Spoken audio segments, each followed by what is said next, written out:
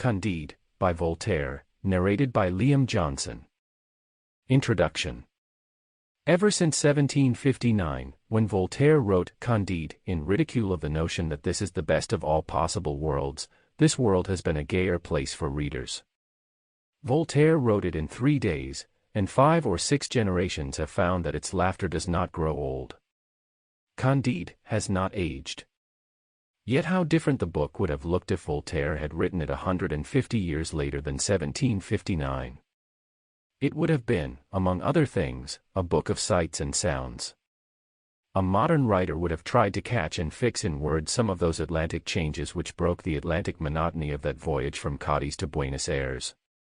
When Martin and Candide were sailing the length of the Mediterranean, we should have had a contrast between naked scarped Balearic cliffs and headlands of Calabria in their mists. We should have had quarter distances, far horizons, the altering silhouettes of an Ionian island. Colored birds would have filled Paraguay with their silver or acid cries. Dr. Pangloss, to prove the existence of design in the universe, says that noses were made to carry spectacles, and so we have spectacles. A modern satirist would not try to paint with Voltaire's quick brush the doctrine that he wanted to expose. And he would choose a more complicated doctrine than Dr. Pangloss's optimism, would study it more closely, feel his destructive way about it with a more learned and caressing malice. His attack, stealthier, more flexible and more patient than Voltaire's, would call upon us, especially when his learning got a little out of control, to be more than patient. Now and then he would bore us. Candide never bored anybody except William Wordsworth. Voltaire's men and women point his case against optimism by starting high and falling low.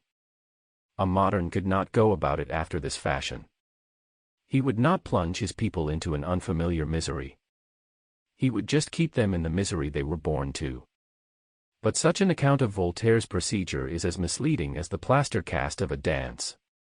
Look at his procedure again.